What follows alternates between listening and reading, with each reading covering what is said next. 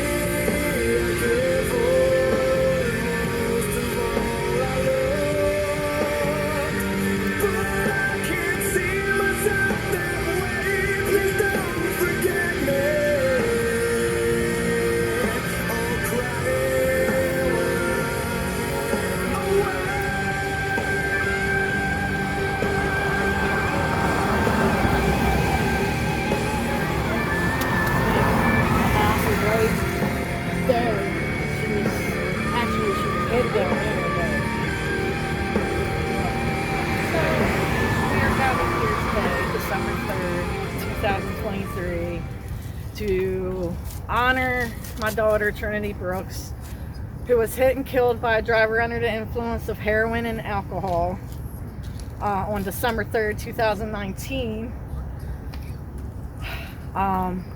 She was drugged through almost 3 yards, and then she laid detached in this yard where the white cross is set up. And then the woman went through 2 more yards and crashed into a shed. She was unconscious and had to be Narcan 2 times. And then came to and refused treatment. She had 94 miniature bottles of alcohol in her car. She had heroin in her pocket, weed pipe, and 2 bottles of antidepressants in the car. Not only did we have legal issues to deal with her because of her driving under influence and taking my daughter's life, we had to sue the rental car company because they didn't want to cooperate. They didn't want to take any blame, and they didn't put proper insurance on the rental car that they were supposed to put on when she paid for it. So in my eyes, they did have some kind of issue. She shouldn't have been driving the rental car without the insurance. They didn't put the proper insurance. They definitely had something to do with this, so we had to fight with that. My advice to put out there for everybody is do not drive under the influence of anything. Nothing.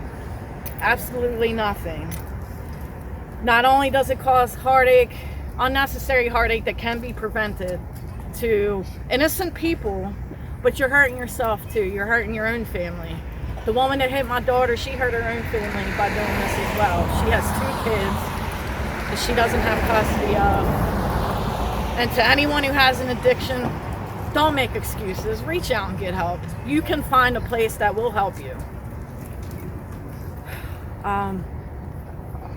In my life, sober life is a happy life. Addicted life is not a happy life. And I've been there. I was an alcoholic myself, and I do not drink a drop of alcohol. I haven't drank a drop of alcohol in probably over a year now.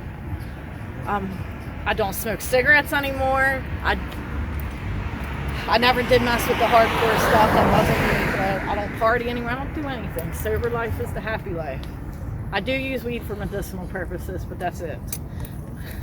I'm not going to lie about that. But I do that in the comfort of my own home at set times, like as a doctor prescribed it. I'm pro weed, but I'm not pro let's get behind a vehicle and drive all messed up and risk people's lives. So please, no matter what day of the year it is, do not drive under the influence. You want to drink? Make sure you have a safe way home, or stay home and drink. Now you've had a lot of people support your family over the past couple years, and also you have interacted with other mothers who have lost children to people that were under the influence and they lost their lives. So would you share just a little bit about that, or whatever you want to share about that? Yes, I made it a point, because I am pretty frequent on Facebook and stuff, and I come across stuff, and sometimes riding around I see stuff that strikes me, and really I don't know if that's my daughter kind of like reaching out to me in her own way, like, Mom. But I'll get like these overwhelming urges to meet people when they lose a child. I don't care how their child died. And I reach out to the parent of the child, and I try to show comfort and let them know I know what it feels like to lose a child. And I always lend. I've made memorial wreaths for people. I have sat down and had conversations. I have been to visuals for these people who have lost their child. I show up. These people need support. Not everybody knows what it's like to lose a child. That is a different kind of pain. And I feel it's important for those people who do lose children to stick together. And even though I'm a mother, grieving the loss of my child, my friend just lost her son, hit by a car down on German Hill Road while he was riding his bike, motorbike or whatever. I got to go to his walk of honor because he was a organ donator. And the dad was breaking down, and everybody swarming the mother, and the dad was all alone, just breaking down, and nobody was comforting him. I believe, even though I don't know a father's pain, I only know a mother's pain, he deserved to be comforted. A father's pain is just as much important in a father's family as it is for the mother. So anyone in these situations, when you want to offer support to a parent, make sure that both parents are getting some kind of support. Don't just run to the mother and crowd around the mother. Yes, the mother deserves support, but the father was all alone. The whole family, your sons have done a great job too. They're amazing. Yes. Great young men. Yes, they are. The oldest one, he's in the military. He couldn't be here this week. He was able to come down last week. So it is what it is. But I try to get my kids, whenever I can, involved. And I always appreciate everybody that comes down. It's totally amazing how many memorials are out on the side of the road. When you're driving around, they're out there, and seeing these things happening, and Dundalk TV following all the things, the road signs that are knocked over. Somebody has lost control of their vehicle. They're either drunk, speeding, whatever the case may be. Not only, you were mentioning the alcohol and drugs, but also speeding. Speeding causes so many accidents and takes so many lives as well. Speeding, being on your phone, running red lights, I've seen that. And Dundalk is really bad. I really, really, really wish people would start driving better in Dundalk. I mean, I hear too much about Dundalk. Absolutely. Everywhere I go, there's visual sites everywhere. Merritt Boulevard, German Hill Road. My friend's son is now there. That's like the newest one. McDonald's got a visual site. Yes. Got 2 visual sites right up there. Right into the back of Then we got my daughters, and you go down North Point Road, and it's a bunch of visual sites. Absolutely. Well, my heart goes out to your family, and it was a pleasure being here with you tonight. I thank you for coming. My pleasure.